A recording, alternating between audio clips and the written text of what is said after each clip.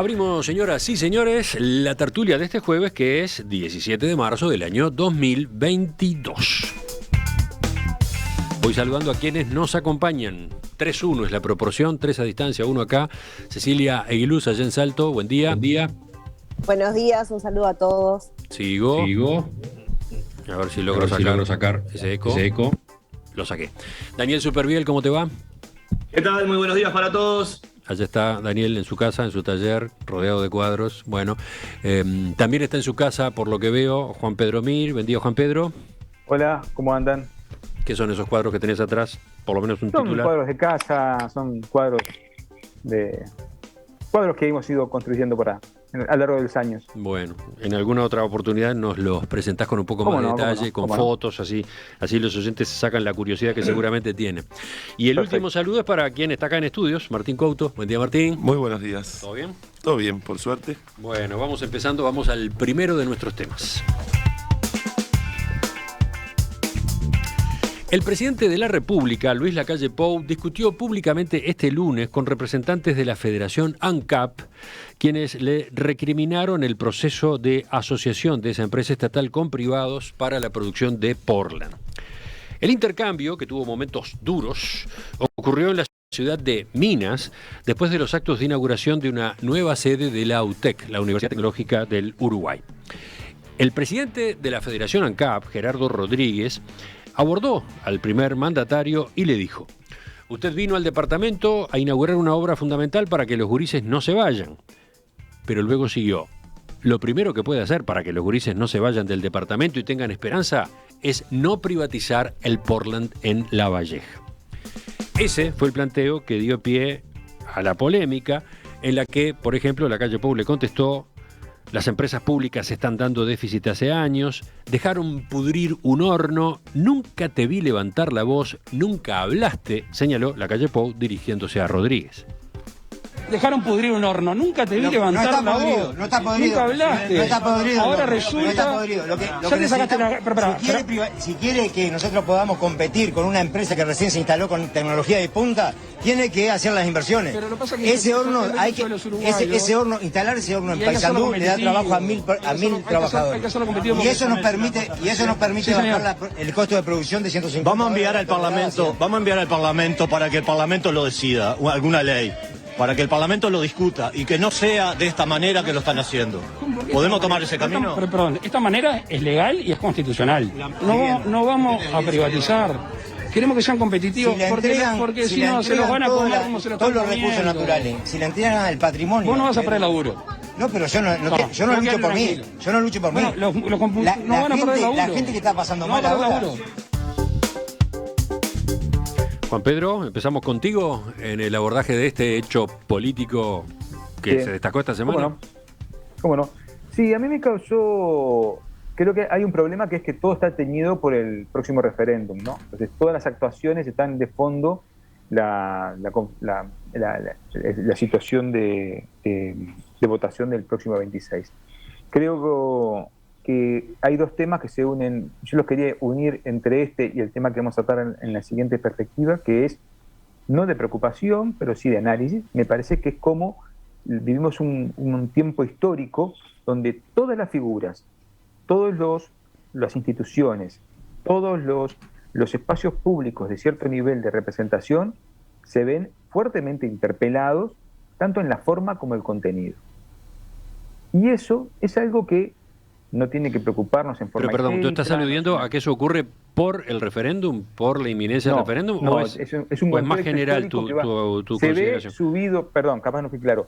Esta situación se ve incrementada por el contexto del referéndum, donde tanto el ministro Heber, tanto salen a decir los elementos que dijeron, Pereira, y en este caso esta situación del presidente de la Federación ANCAP y el presidente. Pero hay una situación de fondo que es la pérdida de algunos marcos institucionales que me parece que son relevantes, por lo menos estar advertidos sobre el contenido y el fondo. A mí me preocupaba que la imagen, me preocupa, más allá de las posturas del presidente, me preocupa el alto nivel de exposición que el presidente, al ponerse la campaña al hombro, la campaña por el no al hombro, el alto nivel de exposición que está teniendo y el alto nivel de presencia pública y de ir, disculpen la metáfora poco académica, a ir, como decimos en el fútbol, a todas las pelotas.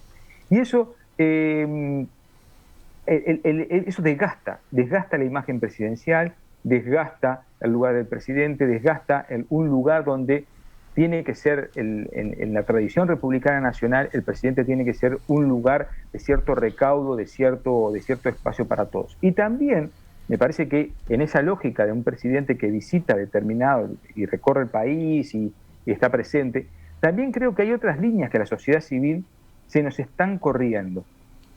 Por ejemplo, que un presidente no pueda hacer un acto público en una plaza porque permanentemente atrás tiene un acto que deslegitima cada una de sus palabras. Creo que esas cosas van mellando la democracia, van mellando la democracia que tiene que ser de forma y de contenido, de respeto.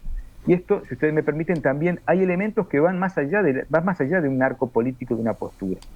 Lo voy a comentar después en el segundo tema. Las palabras del ministro Heber argumentando, y el tono y las palabras con que argumenta el ministro Heber para contraponer a Fernando Pereira, son de un fuerte componente también de desgaste y de fuera de tono con respecto a la propuesta, a lo que es una construcción democrática.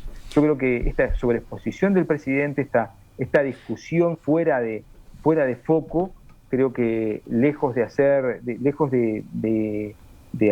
ayudar a pensar a los uruguayos, lejos de poner el tema en el fondo, temas importantes como es el tema de la asociación de ANCAP o la privatización, temas como la matriz energética, temas como las inversiones que necesariamente necesita el interior del país para poder radicar a su gente en el interior, se ve desfigurado por una forma que me parece absolutamente inapropiada. En este caso, Juan Pedro habla de sobreexposición del presidente.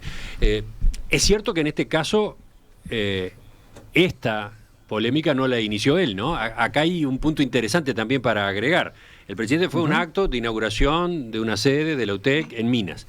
A la salida lo abordan dirigentes sindicales y le plantean una queja, le plantean un reclamo. El presidente elige responder, el presidente no se queda callado, no se va, elige responder. Entonces, bueno, es una sobreexposición que de algún modo termina ocurriendo. ¿Por qué? ¿Cómo ves ese aspecto, Juan Pedro? Yo creo que era obvio que hoy a donde va el presidente va a ir un conjunto de personas a marcar otra postura, ¿no? ¿Y entonces? Eso no inhibe, pero me parece que se tendrían que haber previsto de alguna forma que no se dieran esos elementos de encontronazo, de discusión pública, de exacerbación del debate. Sí, es complicado. Esa parte ya es complicada, ¿no? Se evita el contacto con la gente, se evita el contacto con un sindicato, por ejemplo. Ha habido episodios en el pasado en los que se fue por ese camino. Recuerdo la administración Vázquez, ¿no? Y eso también era motivo de controversia. Después supongo que hay otro punto aún que es, bueno, suponiendo que se va al intercambio, ¿dónde para, no? ¿En qué momento se corta el intercambio? ¿En qué momento se pone una pausa para que la temperatura no siga subiendo? Bueno, por ahí podríamos discutir un rato. ¿Quién más? A ver, no, voy primero con ¿quién? Daniel estaba levantando la mano, después Martín. Sí. Juan Pedro hace un abordaje muy amplio, muy arriba del tema. Yo voy a bajar un poco más a lo que sucedió, ¿no? Y al concepto. En todo caso, a diferencia de Juan Pedro, cuidando las formas, yo prefiero que dialoguen en la plaza un sindicalista y un presidente de que no dialoguen. Eso habla bien y habla bien de nuestra democracia, habla bien del presidente y habla bien de la libertad de expresión en este país. En todo caso, Luis Lacalle Pou siempre ha sido alguien que se pasea entre la gente, se pasea sin guardaespaldas, no pone barreras, y eso es una característica de él.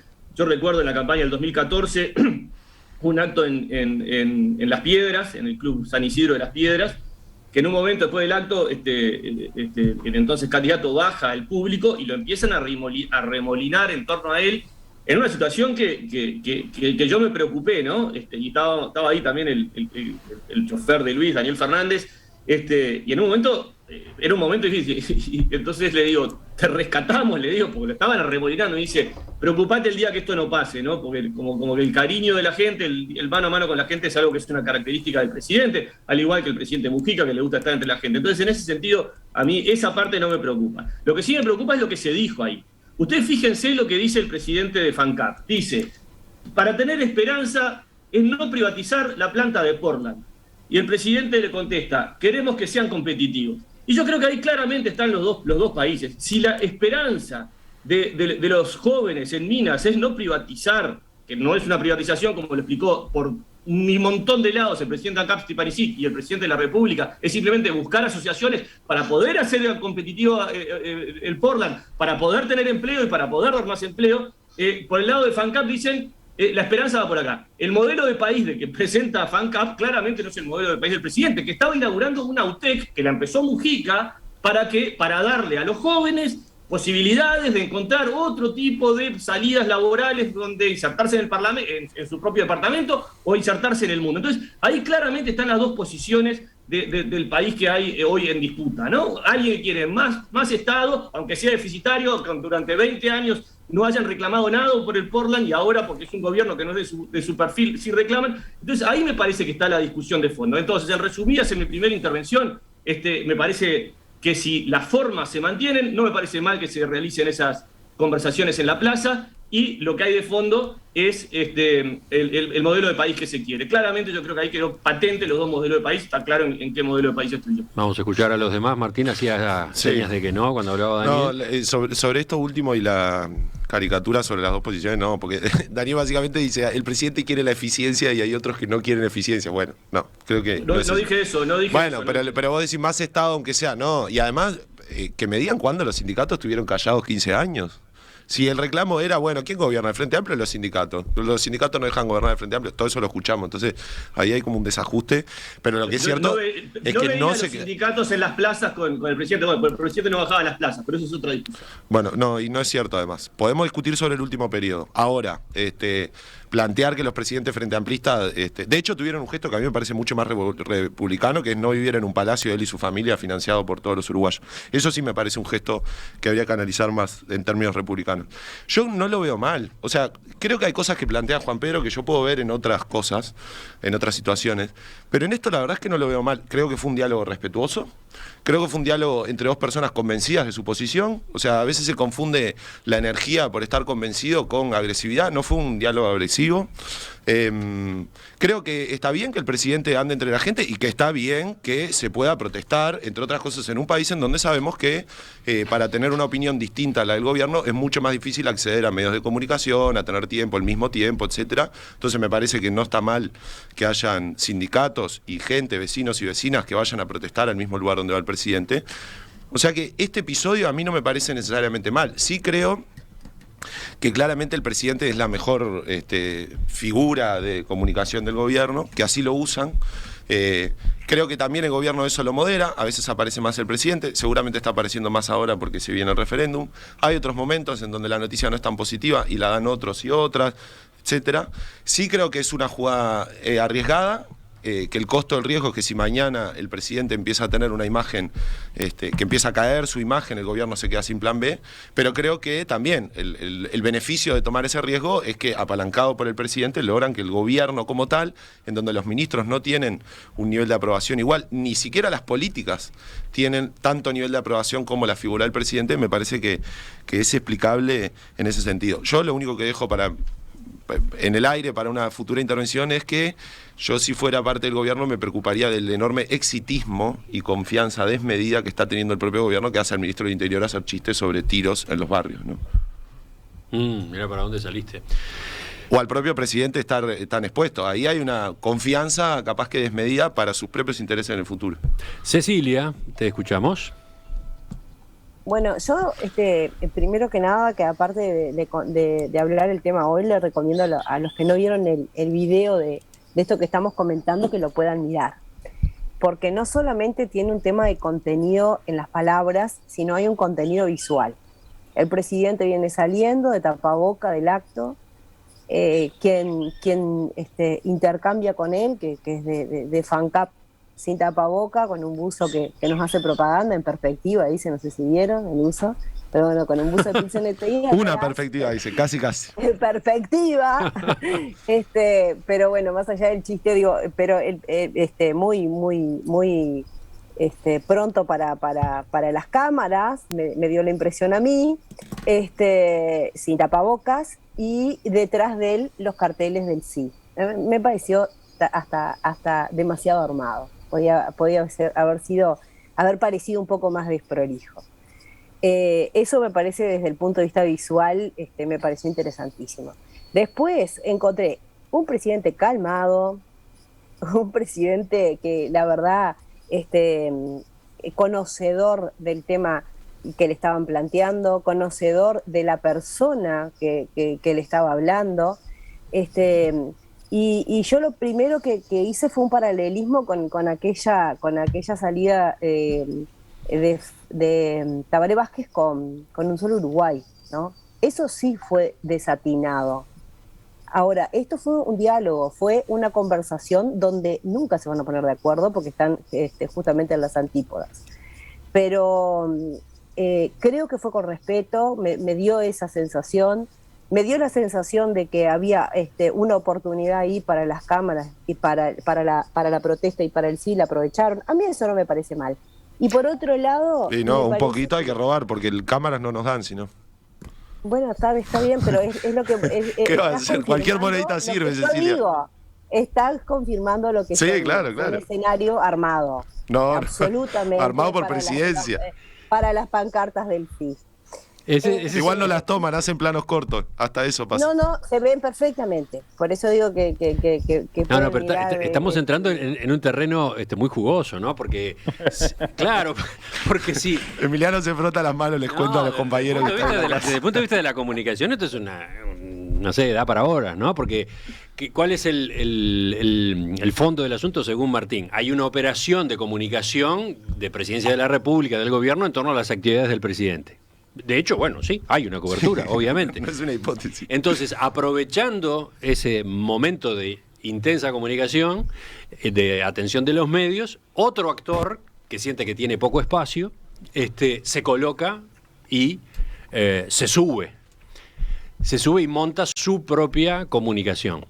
Y allí, si eso se arma bien a su vez, el resultado puede ser muy completo, ¿no? Porque quien se mete en la conversación no tiene por qué solamente depender de las cámaras de los canales o de Presidencia de la República. Puede llevar sus propias cámaras, y creo que de hecho algo de eso pasó en esta ocasión. Hoy cualquiera graba, ¿no? Y entonces, bueno, un sindicato, por ejemplo, puede tener 2 o 3 teléfonos celulares haciendo el registro desde el lado que mejor le conviene, para que quede esa como su versión, como su forma de aprovechar ese momento de atención pública, etcétera. Y podríamos seguir a partir de lo que decía Cecilia hace un rato y lo que agregó Martín. Volvemos, ¿quién va? ¿Martín? Martín, no, Juan Pedro. Sí, es interesante el debate. Yo sigo insistiendo que si no cuidamos determinados lugares y determinadas formas en los vínculos entre las instituciones y los ciudadanos, entramos en un proceso de falsa horizontalización de los procesos que termina lastimando y termina triunfando el que grita más fuerte. Entonces me parece que hay investiduras que necesariamente se deben cuidar, no importa quién sea. Si habrá pagado caro Tabaré Vázquez el exabrupto que se procesó con Un Solo Uruguay. Un presidente que, de una forma u otra, durante sus 2 periodos, estableció en las giras pueblo a pueblo, se preocupó por establecer vínculos con la población, si hubo un presidente cercano, que hasta iba con el Consejo de Ministros a los distintos lugares del país y escuchar, y muchas de las obras que se hicieron en el interior del país surgieron de las demandas de ese espacio de comunicación que se generó a través del presidente Vázquez. Entonces, me parece que, pero recordamos el exabrupto que se dio en un momento particular, en un periodo particular como fue el último periodo, o la última parte del periodo del presidente Vázquez. Yo creo que hay que cuidar la investidura presidencial, cuidar la investidura de los senadores, con permanentes exabruptos de los senadores, con permanentes exabruptos que ambientan. Yo creo que son problemas que habilitan, si eso se da a nivel de los dirigentes sindicales, por supuesto, si eso habilita a que cualquiera pueda decir cualquier cosa en cualquier lugar, yo cómo después, ¿qué mensaje le doy al resto de la ciudadanía cuando tengo, por ejemplo, que ir a hablar con el policía en la comisaría, cuando tengo que ir a hablar con la directora de la escuela en el jardín de infantes de mi hija, cuando tengo que ir a hablar con el médico en la policlínica? Ahí es el punto que yo quería un poco reflexionar en voz alta y presionar. No, creo que una democracia sólida, como la que tenemos, una democracia vigorosa como la que tenemos, tiene que cuidar las formas también. La forma me parece que es importante en ese sentido, y la forma de vinculación entre el presidente y los ciudadanos, el tono, a mí es una cuestión de tonos, pero el tono me pareció una situación de increpancia que es innecesaria, entre un nivel de diálogo innecesario, fuerte, muy corporal, entre un presidente y dirigentes sindicales. Me pareció fuera de todo. Es simplemente un comentario. Me estaba riendo porque mientras hablaba Juan Pedro, en la pantalla apareció un sobreimpreso que decía: hay un ruidito a raspada. Eso lo escribió Daniel Superviel en el chat de esta conversación de Zoom. Ojo, gracias, por suerte salió eso, Daniel. Ojo, Superviel, porque después eso se interpreta mal. Él se refería él se refería a un ruidito que se estaba escuchando y que creo que es de los auriculares de Juan Pedro. Me daba la impresión de que rozaban con algo esos auriculares y había un ruidito. Pero... No era una raspada conceptual, sino una raspada física. Me refería al ruido. No busquen metáforas porque no las sabía. Vamos a usar con más cuidado el chat de esta videollamada. ¿Quién interviniendo?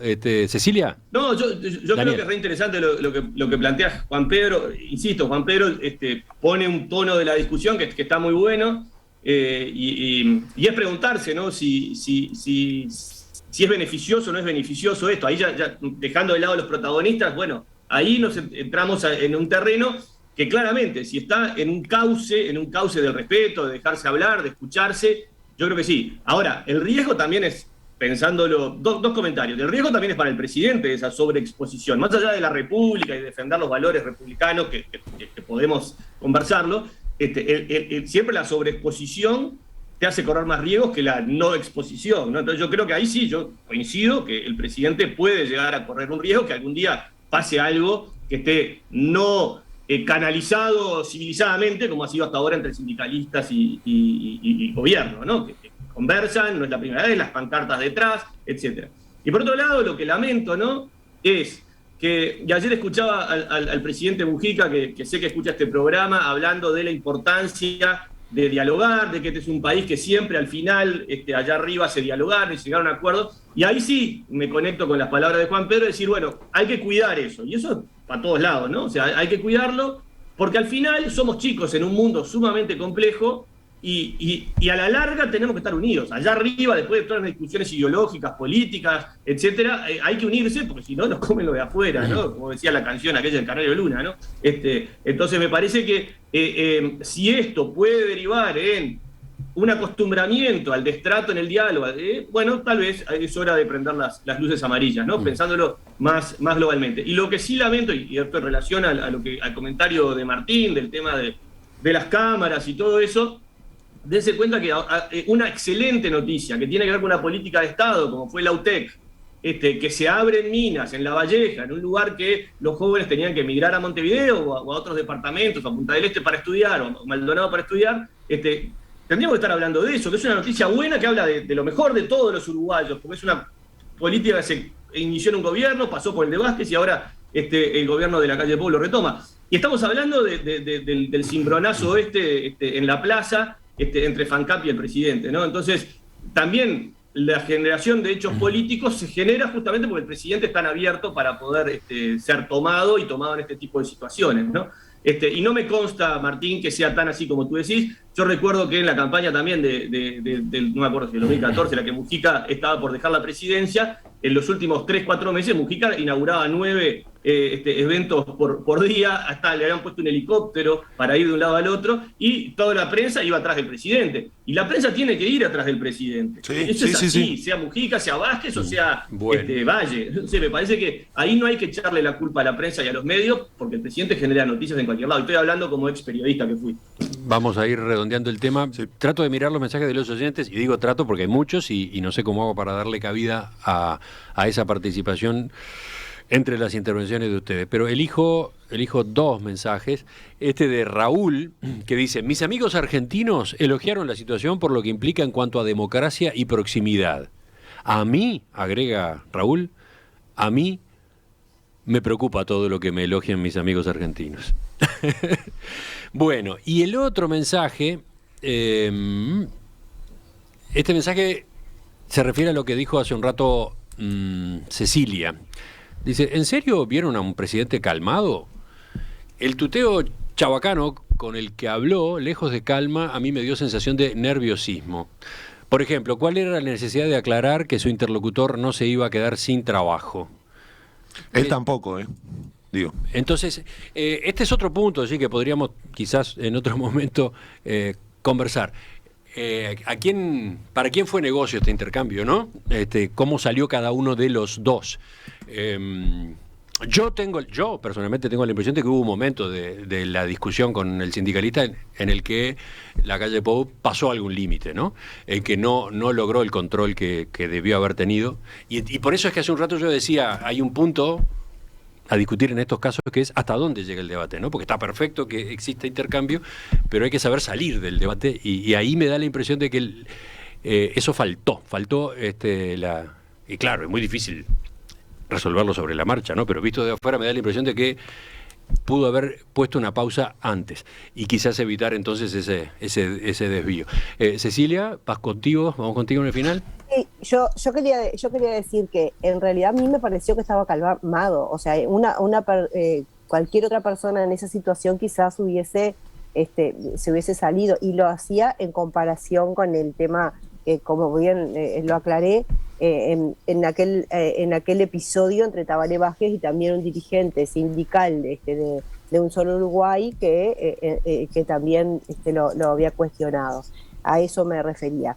Pero yo creo que esto que hablamos nosotros, me da la impresión de que la calle lo tiene muy medido. O sea, él tiene medido que va a estar exponiéndose a estas situaciones. Faltan 10 días para el referéndum. Dentro de 10 días todas estas luces se van a apagar, se encenderán otras, pero en realidad estamos en una recta final donde se calentaron los motores, y ahora estamos con salidas muchísimo más vehementes, y dentro de eso el propio presidente de la República mantuvo la calma. Esa es mi opinión.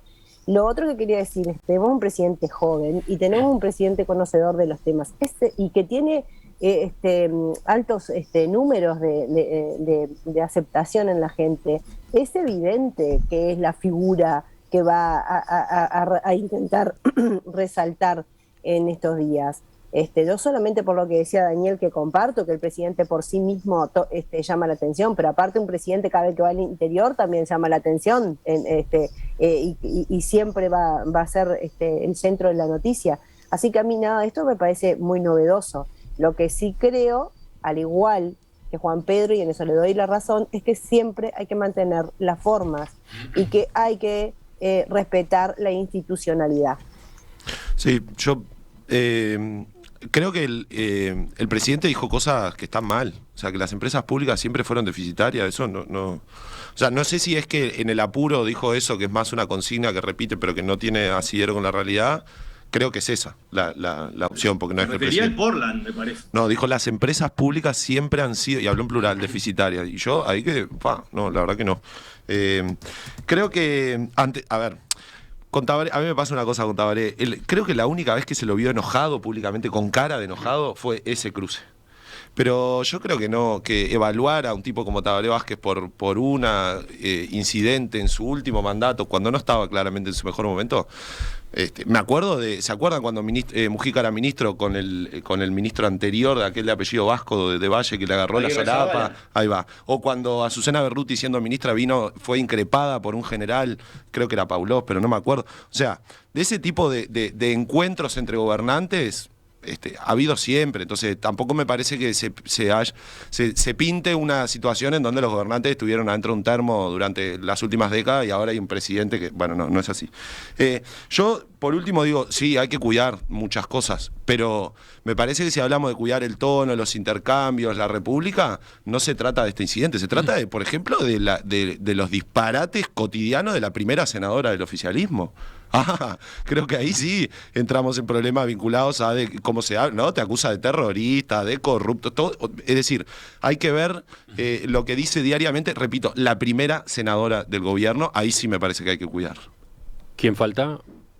No, era el último de la segunda ronda, me parece. Sí. ¿Todos los demás cerraron ya?